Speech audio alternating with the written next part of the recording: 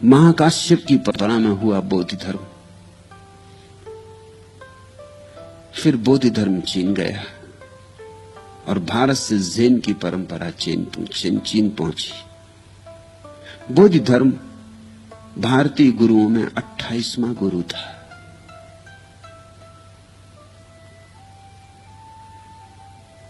चीन में बोधि धर्म 9 वर्ष तक दीवाल की तरफ मुंह किए बैठा रहा।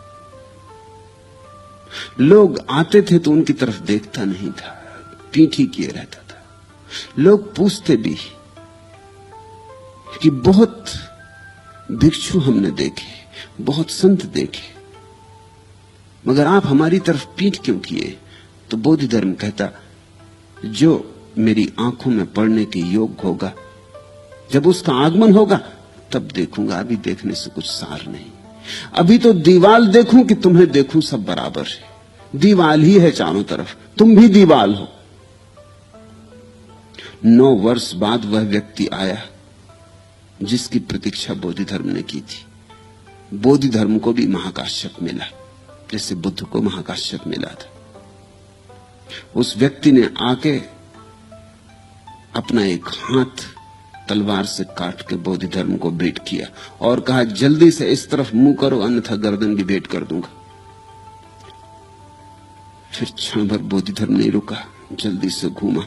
वो 9 साल जो दीवाल को देखता रहा था, वो घूमा और उसने कहा कि तो तुम आ गए, मैं तुम्हारी प्रतीक्षा में था।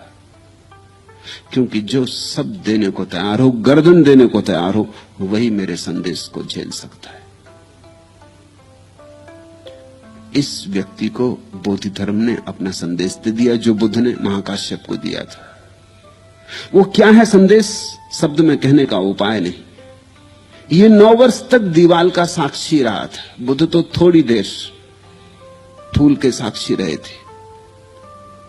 बोधि धर्म 9 वर्ष तक दीवाल को देखता रहा। ये 9 वर्ष का साक्षी भाव था जो उसने इस व्यक्ति को दे दिया। फिर यह व्यक्ति गुरु हुआ, बोधि धर्म वापस लौट गया चीन से भारत की तरफ। भारत कभी पहुंचा नहीं, कहीं हिमालय में खो गया होगा, और खो जाने को बेहतर जगह है भी नहीं।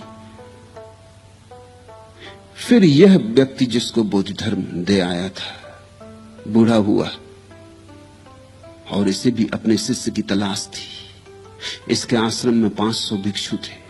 इसने एक दिन खबर की कि अब मुझे शिष्य की तलाश है। जो भी सोचता हो कि योग्य हो गया है, वो मेरे द्वार पर आके लिख जाए। धर्म का सार 4 पंक्तियों में। जो सबसे बड़ा पंडित था, महापंडित था, स्वभाव था, उसी ने हिम्मत की। उसने भी बड़े डरते डरते हिम्मत की, क्योंकि वो जानते थे अपने गुरु को कि उसे धोखा नहीं दिया जा सकता है। औरों ने तो हिम्मत ही नहीं की, विचार ही नहीं किया, लेकिन एक ने हिम्मत की, जो सबसे बड़ा पंडित था, जिससे शास्त्र कंठस्थ थे। वो रात चोरी से गया, वो भी दिन में नहीं, रात जाके गुरु के द्वार पर 4 पंक्तियां लिखाया। उसने पंक्तियां लिखी थी कि मन दर्पण की भांति है, इस पर विचारों विकारों की धूल जम जाती है। उस विचार विकार की धूल को पहुंचने यही धर्म का सार है। दूसरे दिन सब में खबर पहुंच गई कि बात तो कह दी है, बिल्कुल ठीक कह दी, लेकिन गुरु प्रसन्न नहीं था। गुरु ने पढ़े वचन, लेकिन चुप रहा, कोई वक्तव्य न दिया। लोग सोचने लगे ये ज्यादती है, इससे सुंदर और वचन क्या लिखा जाएगा, इसमें तो सारा सार आ गया। ये खबर चलती थी, विवाद चलता था, भिक्षु इस पर एक दूसरे से चर्चा करते थे। ऐसे 2 भिक्षु चर्चा करते भोजनालय से निकलते थे कि आश्रम के भोजनालय में जो व्यक्ति चावल कूटने का काम करता था, वो इन दोनों की बातें सुन के हंसने लगा। वो 12 साल से चावल ही कूट रहा था। 12 साल पहले आया था, तब गुरु ने उससे पूछा था, तू धर्म जानना चाहता है या धर्म के संबंध में जानना चाहता? तो उसने कहा था, संबंध में जान के क्या करूंगा, धर्म ही जानना है।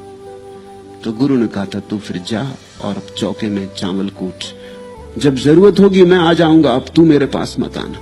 तो 12 साल से यह आदमी चुपचाप चावल कूट रहा था।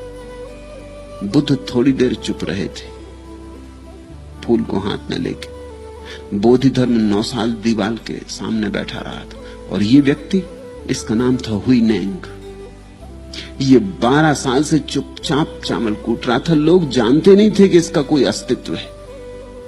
सुबह से उठता, सांझ तक चावल कूटता रहता, रात गिर पड़ता, सुबह फिर उठ के चावल कूटता।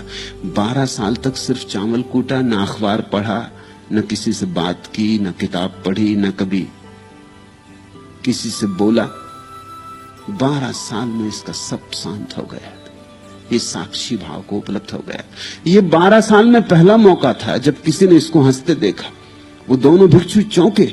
ये ऐसे ही था जैसे कि तुम पत्थर पड़ा हो और एकदम उसको चलते हुए देखो। 12 साल किसी ने सोचा भी नहीं था कि ये हंसता भी है, कि इसमें प्राण भी है, कि आत्मा भी है।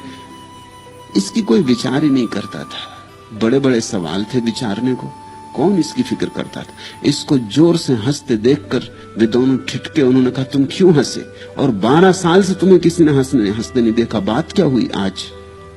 जैसे महाकाश्यप हंसा था।